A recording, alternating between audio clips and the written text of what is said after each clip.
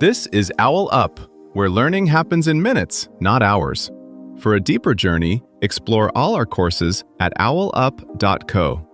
Now, let's dive in.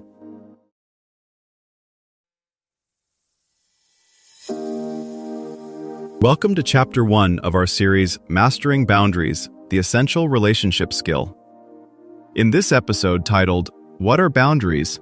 Understanding the Concept, we'll explore the vital role boundaries play in our relationships and help you define what they truly mean. So, let's dive in. About a third of people say they feel drained after most conversations, yet they still say yes to almost every request. You're driving to help a friend move, answering work texts at midnight, agreeing to favors you resent, and calling it kindness when it's actually missing boundaries. You might tell yourself, this is just who I am. I'm generous, flexible, easygoing. But notice what happens underneath. Your chest tightens when your boss needs one more quick thing. Your jaw clenches when a friend changes plans for the third time.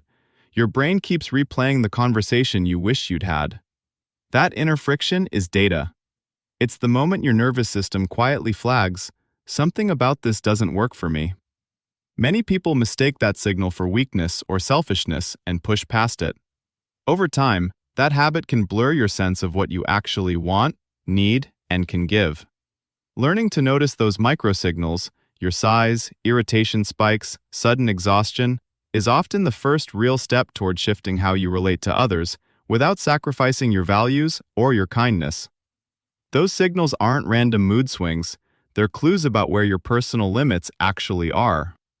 Most of us inherited an unspoken rule book from family, culture, or past relationships about what it means to be good, loyal, productive, or loving, and that rule book often overrides our internal cues. Maybe you learned that resting is lazy, that saying no is rude, or that needing space means you're difficult. So you override the tight chest, swallow the annoyance, push through the exhaustion. Over time, the real cost isn't just burnout, it's losing a clear sense of where you end and other people's expectations begin. Boundaries sound abstract, but in practice they're surprisingly concrete. Psychologists usually talk about a few core types: physical, your body, space, touch; emotional, what feelings you'll take on or manage for others; time and energy, how you spend your hours and attention; material, money, possessions, resources; and mental, your ideas, values, and what influences you let in. You don't need perfect language for each type, but it helps to notice which area is getting crossed when that inner, something's off signal shows up. Researchers who study relationships often find the same pattern.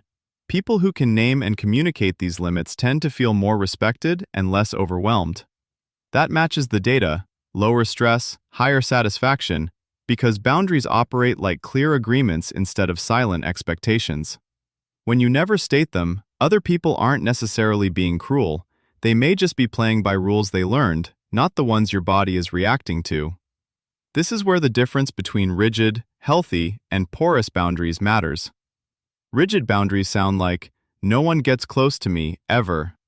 Porous ones sound like, whatever you need, I'll figure it out. Healthy boundaries are flexible and context-dependent. I care about you, and here's what I can realistically offer.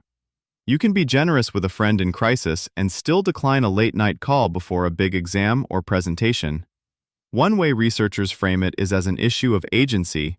Who has the steering wheel in your life? Without articulated limits, other people's priorities tend to drive your schedule, emotions, and even your self-evaluation.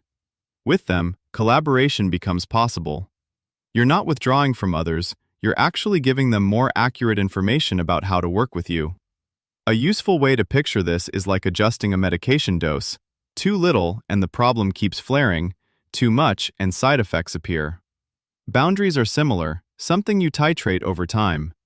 You try saying no to weekend emails, notice the results, and tweak. You ask a partner to text if they'll be late, see how it feels, and refine. The goal isn't to build an unbreakable wall, it's to keep living data-driven, instead of default-driven, in your relationships. Think about an ordinary Tuesday. Your coworker asks, "Can you jump on a quick call at lunch?" You'd plan to decompress with a walk, but you hear yourself say, "Sure." Later, your partner launches into a stressful story right as you're trying to fall asleep. You want to listen, you also want rest, and you feel that familiar tug of war inside. These aren't dramatic betrayals, they're the tiny crossroads where boundaries either quietly exist or quietly vanish. Instead of focusing on what you should do, notice the trade-offs. When you say yes to that lunch call, what are you saying no to? Food? Daylight? A reset? When you absorb your partner's late-night stress, what happens to your own sleep and patience tomorrow? In cooking, a pinch of salt transforms a dish, but dumping in a handful makes it inedible. The same action, adding salt, shifts from helpful to harmful depending on amount and timing. Boundaries work like that.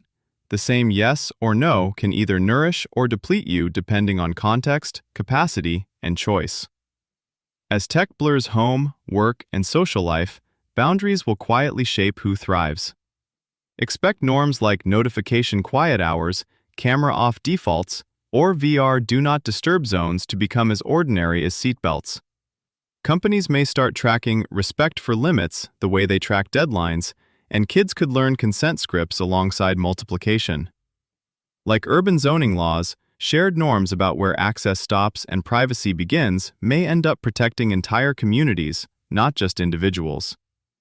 Treat this as an ongoing experiment, not a verdict on who you are. Boundaries will wobble, especially with people you love or fear losing. That wobble is useful data, not failure. Your challenge this week: notice one small moment a day when you'd usually override yourself and pause long enough to ask, if I mattered here, what would I choose? This was OwlUp, your daily step forward. To keep learning with structured courses and more insights, go to owlup.co. Until tomorrow!